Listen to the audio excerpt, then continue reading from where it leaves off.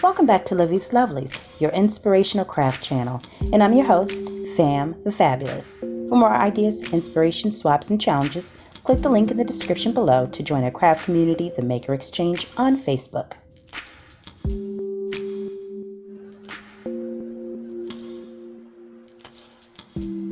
Welcome back, all of my artists, creatives, crafters, and makers. Welcome back to the Lovely Lab. And for those of you who are new to the channel, I want to personally welcome you to this space, safe as it is, where we celebrate all things creative, crafting, making, inventing, all of those things right here, okay? Now, today's video is dedicated to the newer crafters, and for some of you seasoned vets who may be in a place where you're feeling a little bit stuck. Just in my day-to-day interactions with a lot of the creative community, I have found that there are several things that we can do and that we oftentimes experience in our creative journey that have a tendency to limit our growth. And so today's video is the top 5 mistakes we make that stop our growth. Okay? Now, the first one up is not starting. Whether you are questioning what you should do, where you should begin, you have a gift. And in trusting your gift, you have to trust the process that comes with it. And by gift, I mean your ability to create something, your imagination that has been gifted to you that allows you to create things that are special, not just for you, but for those whose path you are on, your community, your friends, your loved ones, your family. So I want to encourage you to lean into your imagination, trust the gift that you have, and go ahead and start some. There is no time like the present to put something out there, okay? Number 2, waiting on specific supplies or tools to get started or to create something. Now, don't get me wrong. We all love the latest Maggie Holmes paper pad and the Tim Holtz ephemeras and paper packs and wallpaper packs and so on and so forth. But do we really need to wait on whether or not UPS, FedEx, or whoever delivers, or whether or not our finances will accommodate us in purchasing those things in order to create something? We don't. The brand isn't as important as what you can create. Have the same feel, the same essence of those brands that you like. So we all know that Tim Holtz is all about the vintage, all about the quirky vintage, steampunk-ish feel, and there's many ways to accomplish that. So you don't have to wait on specific supplies in order to create something that you feel is reflective of your personality or the person that you're creating for. So get started. Number 3, trying to duplicate another's work. Now, when we get started, we oftentimes are inspired by someone else's creations, and that is the whole purpose of inspiration. It is for us to put something out into the world, into the universe, and when it reaches another individual or someone else views it, they are inspired to move forward on that. And it may not even be in the form of art or creating. It may be they see a beautiful card and it says, just do it. And it sparks something in them to encourage them to move forward and do something in their lives.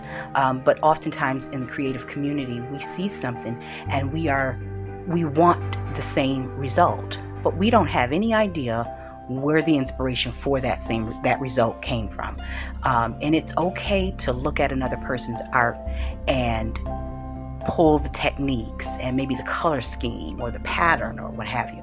But one thing we don't want to get into is trying to duplicate another person's vision, because their vision is theirs, yours is yours. So take what you can and take what you will from what you see. Allow your inspiration to, coupled with your own personal experience, to birth something reflective of you, okay? Because it's in you. and it ain't in them. All right, number 4, holding on to supplies. Now, we all know that there's another word that's used, and this is a kind way of me saying hoarding. We hoard the good stuff.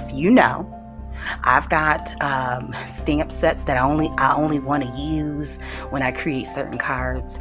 I had to get out of that because, one, they do have a shelf life, and after a certain number of years or usage or whatever, they begin to deteriorate, or they're no longer sticking to the stamp block. And the same goes for any other medium, whether it's paint, glues, tapes, papers.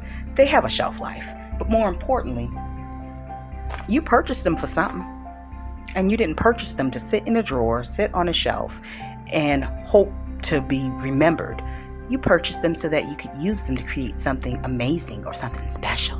So pull them out, stop hoarding those beautiful supplies, and let's get busy, okay? Now let's move on to the last one. And oh, by the way,